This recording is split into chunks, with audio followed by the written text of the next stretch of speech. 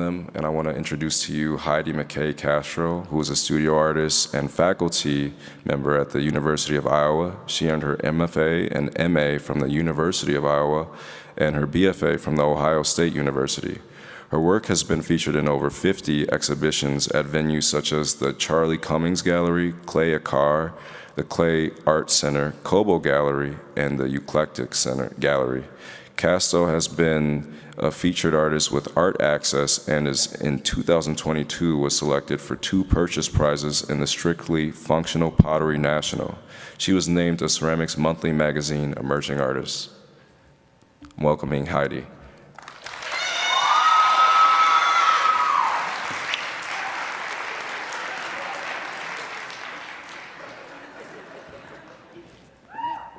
Thank you so much, Austin. Wow. Hello, everyone. Thank you. I got my fans right here.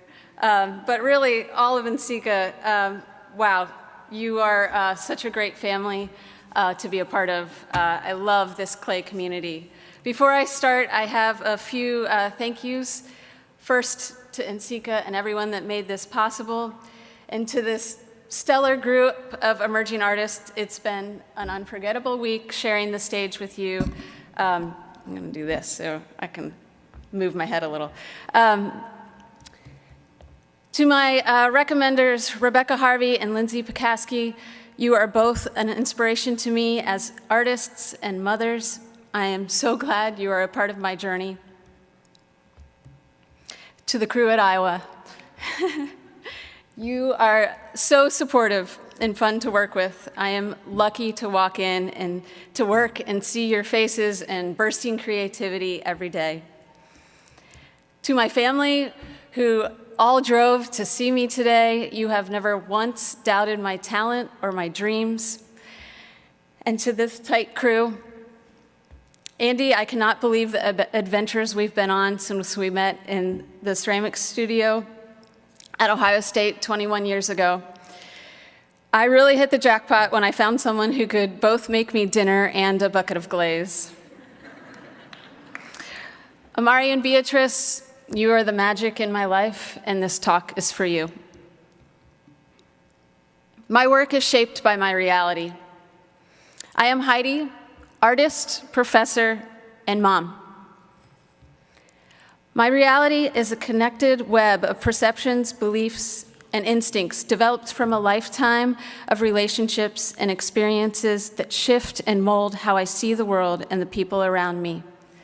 Unconsciously, I've developed observations and biases of the world or art or my bonds with others over time. Through these sensitivities, beliefs take root and grow. Without examination, a belief can be built from something your parents told you when you got in trouble as a kid, combined with a self-help book, and intertwined with an overheard conversation, and sealed together with a passive-aggressive comment from a relative. Without awareness, life can be lived based on these uncontested beliefs. Rules can be made in the studio, and judgmental hierarchies of our work that label one type of work superior to another often persist. One of the fundamental building blocks of processing life for me was the way my parents would connect behavior to lessons to larger metaphors. This was their way of communicating, and it's how I began to understand the world. Metaphors transformed mundane routines into real-life storybook pages, creating a belief structure greater than the limitations in front of me. These word pictures conveyed a relatable world with a little enchantment sprinkled in. Stories we told to bring significance to the mundane. In my work, I anthropomorphize animals as metaphors for lived experiences. I use personification of animals to soften the awkwardness and vulnerability of human interactions. When I feel incapable of understanding my emotions, it helps to think of them objectively. I find myself contemplating the instinctual needs of animals in their daily journey for survival. I'm not a scientist, but this seems and feels like it's mostly about instinct. Our instincts as humans are often so clouded by insecurity, guilt, shame, and embarrassment. Animals, on the other hand, they seem present, acute, and directed in their instinctual behaviors. I wonder about my root instincts, what I might make and do and see in the absence of the world's pressure, judgment, and expectation. Women's instincts are historically and presently tempered at best. We are often shut down and perpetually dismissed. Our reproductive choices are limited and controlled. We are urged to be quieter, less disruptive, and less emotional, but smile more. All of this gets run through a personal social filter designed to benefit others rather than ourselves. Animals are void of these inhibitions, however, and I find it so fascinating. My work navigates this difference between our human experience and my imagined version of a related animal one. I am drawn to art as a vehicle for storytelling and opening up personal experiences for conversation and connection. In undergrad and grad school, I made human and animal-scaled works, and I loved the ability to tell stories through clay. I'm drawn to clay's sculptural possibilities. When I became a mother, however, my time in the studio, it was limited and unpredictable. I quickly realized if I wanted to keep touching clay, I needed to shift my practice to being a studio potter. It made much more sense working in small batches and taking breaks as needed. When the pandemic slowed the world down, more space emerged to question perceptions and beliefs. Those questions that I had formed over years of balancing art and motherhood. I realized I missed telling stories with my work. As the pandemic trudged on, I felt like my growth as a human and an artist finally converged into a succinct dialogue. I had more space to significantly extended studio time. It was in those slower moments that I gained confidence to take bigger risks and to let go of my self-imposed rules about ceramics and find a personal language for what I wanted to express through clay. When we are in tune with our own personal narratives and creative energy, the world responds. I also confess to be an over-planner at heart. Plans make me feel calm and in control, and repetitive work is a more natural extension of my personality. That being said, if I approach my work with careful, precise planning, the magic is lost. What has helped is to think about my current practice as a process where problems are set up to be solved using my intuition.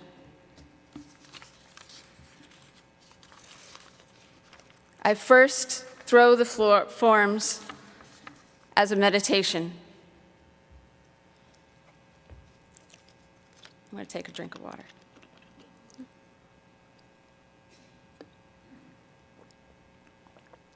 All potters can watch these videos forever. I love the magic of it. Shapes come next, hand-built like a puzzle.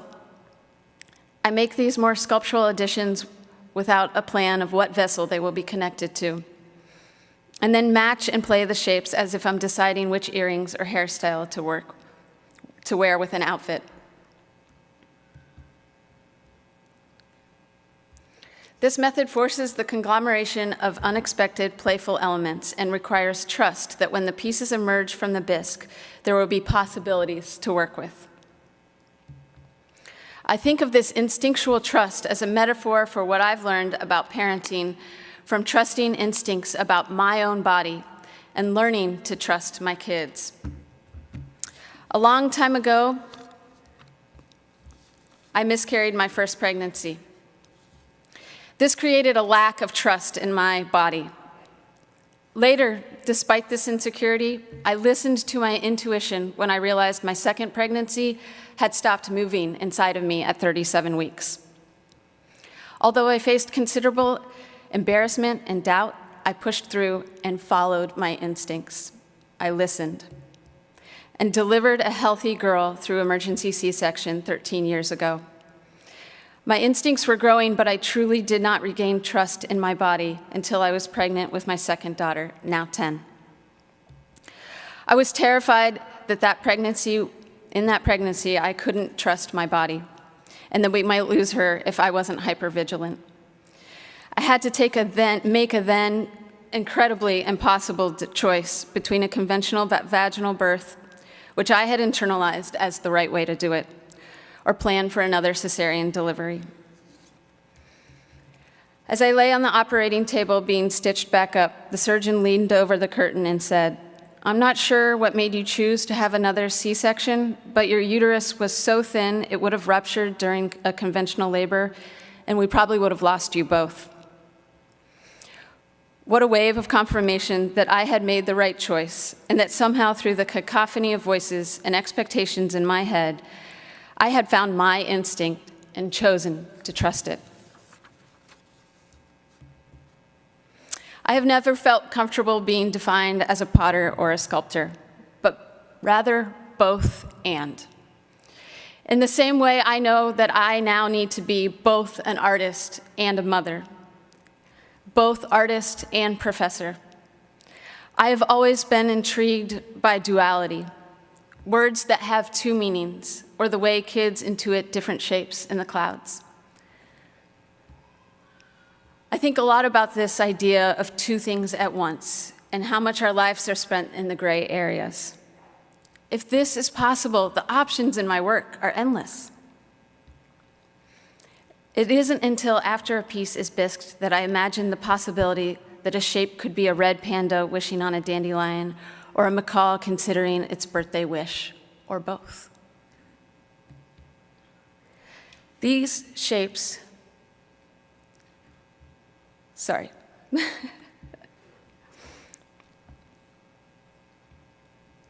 Lost my place there. These shapes can be anything.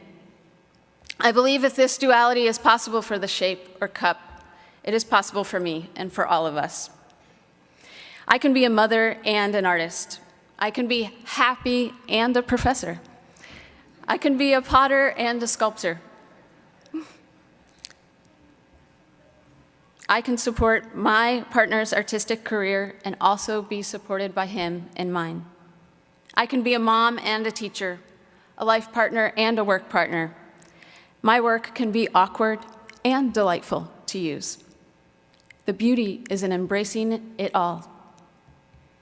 As my girls grow older, my instincts will lose their protective power, yet I can teach them to trust their own instincts.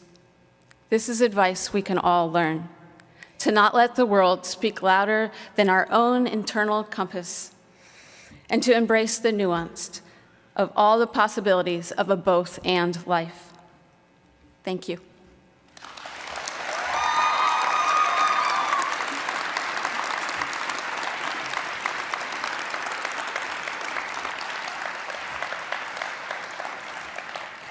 It is my absolute pleasure to introduce the next emerging artist. Born and raised in China, Jing Huang is a ceramic artist currently living and working in Charlotte, North Carolina. She received her BA